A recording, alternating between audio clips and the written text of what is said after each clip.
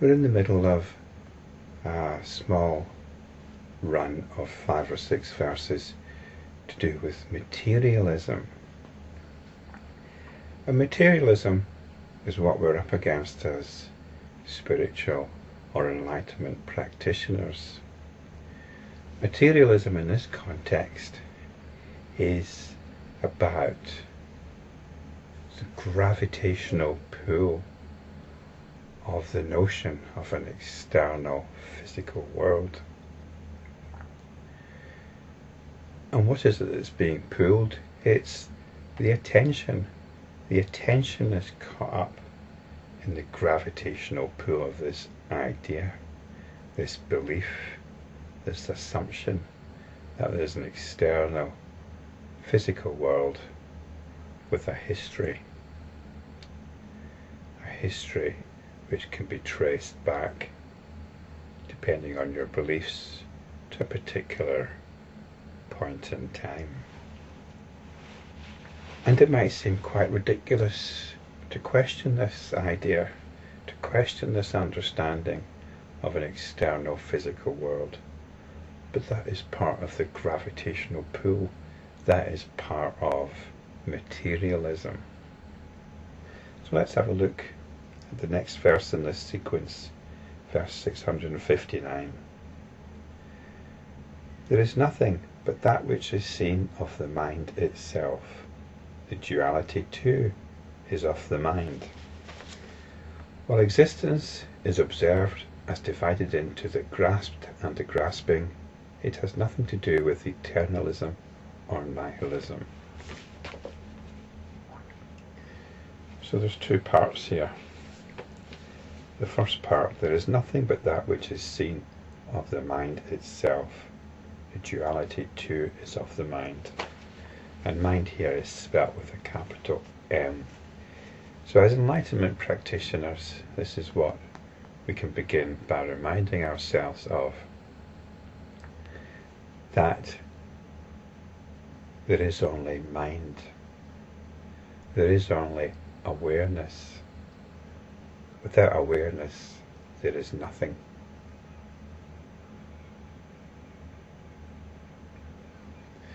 Now we have this tendency, and I think we could describe it as the tendency of the modern mind, to put ourselves outside of our own experience and to create this so-called objective world. And this is quite useful. It's like drawing a map. You draw a map, you're putting yourself outside the environment and referring to the map. The map is very useful for getting from one place to another. And because this map is very useful, you begin to think that this map is somehow more real than the environment itself. This is a trap that the modern mind finds itself in. So when I say there is only awareness, without awareness there is nothing, then this modern mind is going to object and say, well, of course there's going to be something. Just because you're not aware of something doesn't mean that it doesn't exist. Well, it only exists as a map. The map is not the reality.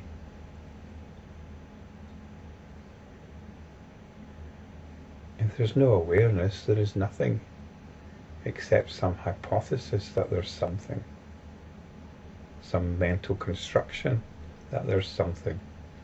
So we have to bypass this particular illusion, this illusion of objective reality, which is very useful, as I said, for getting from A to B or for controlling things in certain ways. The map is true within its own function, but the map is not reality. So let's try and get over this. and come back to the realization that awareness, consciousness, is that reality. Any map that we create within that reality is subordinate to that reality. So this is what's meant by this first phrase: there is nothing but that which is seen of the mind itself. All of this is awareness. This is something that we have to realize for ourselves. I've given a bit of an argument, a bit of a case for it, but it's something which, as an enlightenment practitioner, you've hopefully got some insight into for yourself. It's something which has to be realized. It's something which has to be woken up to. This is the beginning of liberation, when you've woken up to this fact. The duality too is of the mind. And this duality is the duality of this basic understanding that there's a me here experiencing a world out there. When you start looking into this understanding, it doesn't add up. It doesn't actually make sense. How can there be a me here experiencing a world there? We say this me here is experiencing the world there through the senses.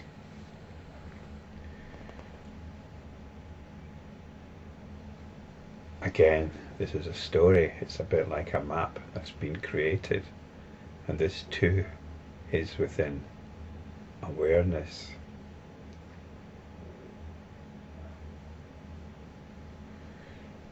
This me here, who's experiencing the world out there, well, there's a dynamic between the two, like the two poles of a magnetic field, and awareness is caught between this dynamic of aversion and desire. Awareness gets caught up in the psychological dance of our moods. This is what we get caught up in. This is the duality that awareness gets caught up in. And when we realize too that this all is happening within awareness, then we become liberated from that dynamic. We become liberated from the dynamic of our moods, the dynamic of our psychology, because we become free of this gravitational pull which sucks us into notions of an external world. We become free of materialism. Because when there is no material world, then we're free to be happy.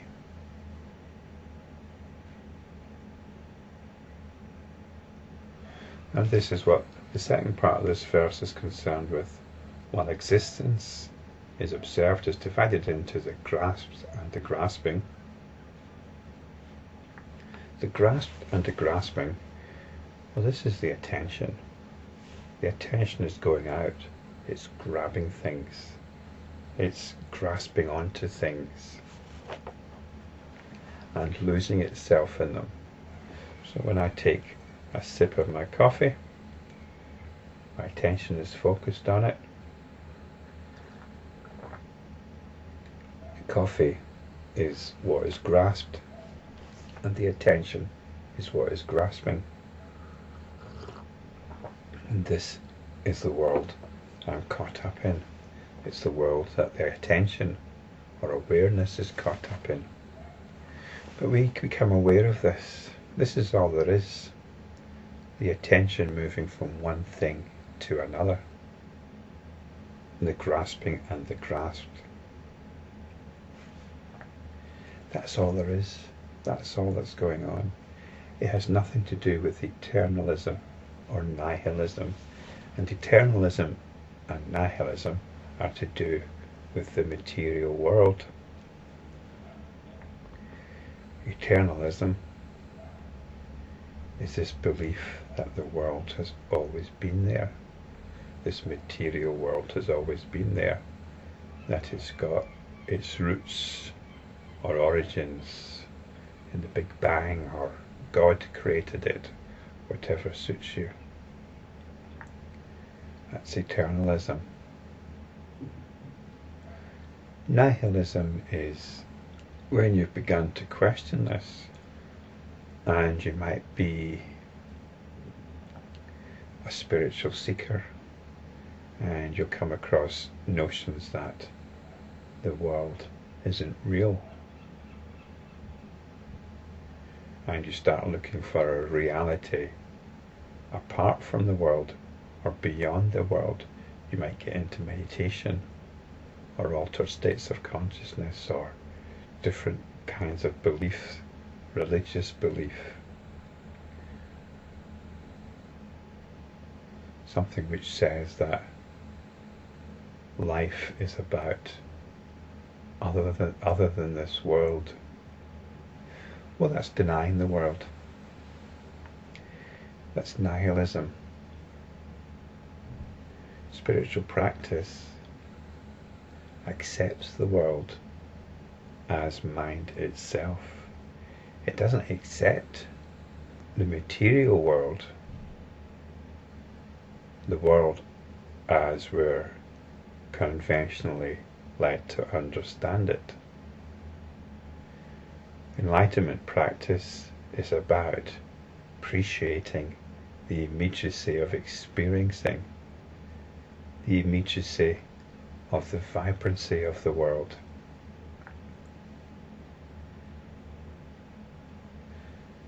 Rather than dead beliefs about the world, which is what materialism represents. So the truth of the matter is that what is going on is grasped and grasping, sometimes called discrimination. The attention is moving from one thing to another and losing itself in these things. It's like looking at a painting in the dark. We've got a flashlight, and we can shine the flashlight there, we can shine it there, we can shine it here, we can make connections between them, have theories about how they're connected, and that's the game we get lost in. But there's just the shining of the attention from one thing to another. Spiritually, we stop making the connections and just observe how the attention is working, how it's being driven emotionally in terms of a particular psychology, a particular psychological disposition. But in the realization of mind itself, mind only, we can allow the attention to come back. The attention's like an elastic band, always being stretched out, but we can allow it to come back.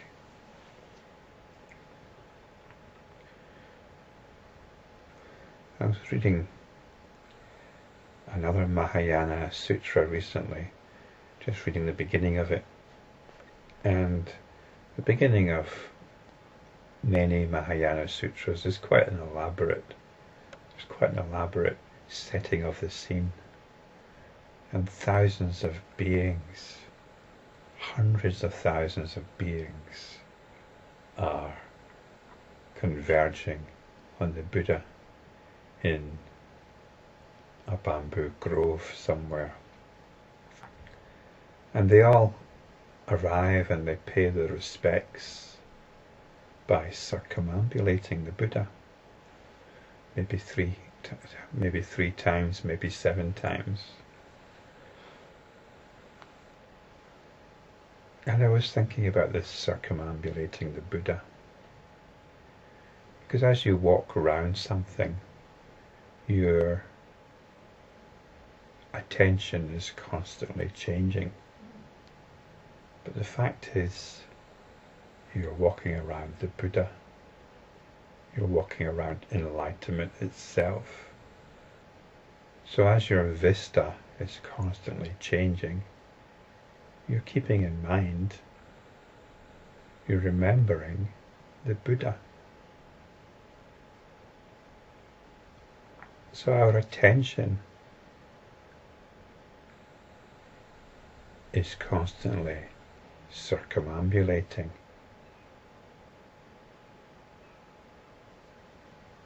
But as enlightenment practitioners, we bear in mind the Buddha, we bear in mind enlightenment. And the Buddha becomes our center of gravity rather than the material world or the world of materialistic beliefs. So as our attention, as our vista is constantly changing, as enlightenment practitioners, we're always remembering the Buddha. We're always remembering mind itself. In fact, we're always coming back to mind itself. This very gradually, perhaps, becomes our new center of gravity.